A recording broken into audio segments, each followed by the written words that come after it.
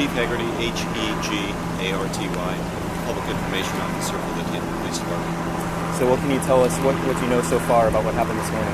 Yeah, it's still early in the investigation. At about 4:51 this morning, we got a call about shots fired.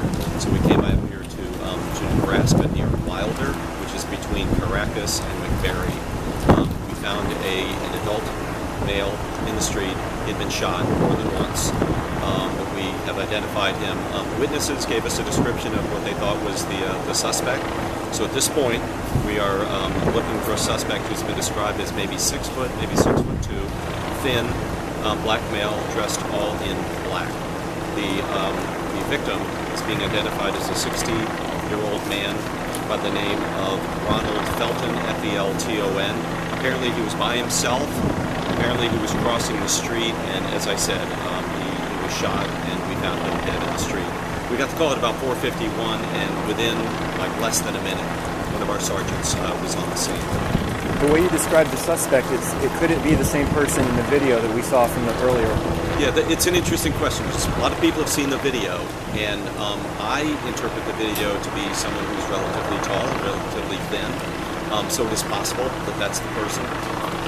Remember that when we released the video, we said we don't know if this is a suspect or if it's just a witness, because it's very possible that they saw something and then ran in the other direction.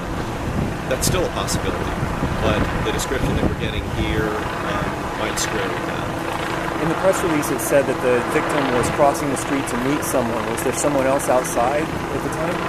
We're not sure. We haven't been able to nail that down yet, but that's what we're working off of right now. We believe that's what happened. But how can you tell? In the press release, it said that he was going to meet someone. How would you have that information? We talked to a lot of witnesses, and we talked to some family members, and we think we know where he was headed and all that. So we're piecing it together. At this point, a lot of the area here is in an area that we're searching. So from Osborne down to Hillsboro, Nebraska's pretty much shut down. And then when you get over to 15th and over here to Nebraska, we've got a perimeter set up. We are going door to door. We're knocking on doors. We're trying to make sure that we know if anybody has seen anything. We're also asking people to sort of sit tight, because we don't think that he's gone very far, because we set up a perimeter pretty quickly. So that's the situation. So you have reason to believe that the suspect is possibly still in the area? Yes. And is this a police helicopter that we're hearing? Yeah, they've been out here most of the morning. Absolutely.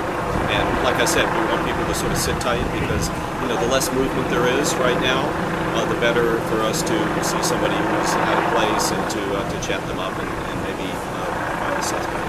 Is there any bus connection to this victim? Any what? Bus. Was he right? He wasn't riding the bus in the morning, but is there any other known bus connection? I'm not aware of any relation to the bus. And I see you have canines out, canine patrol out. Was there anything from the suspect that was left at the scene? Maybe the casings? I don't know what. Can you tell us what the canines might be scenting on? Yeah, you're seeing the canines out here. There's a lot of people who are out here. We've got the SWAT team out here. We've got the helicopter in the air. We have the canines out here just to see if they can pick up a scent and lead us somewhere. We know the witnesses told us which direction they thought he was headed in, and so we're getting the hounds out there to see if they can trace him. Which direction is that?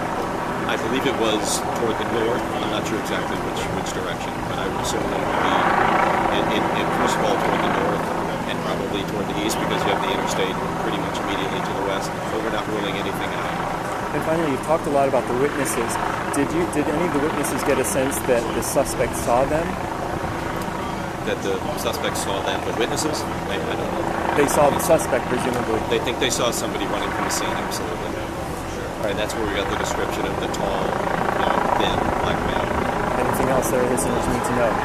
No, just that one of the things that the chief said earlier today that I thought was significant is he said, if you own a gun and you think you know where it is, please check to see if it is where you think it is.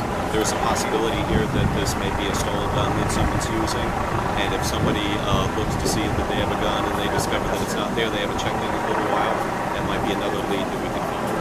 So maybe I should follow up then on that. In the casings that were found, assuming there were casings found, how many, and do they match any of the types that were found at the other scenes? I know it was multiple shots. I don't know the answers to the questions, and there's a lot of the forensic stuff that we have not released yet. All right, thanks so much. Okay.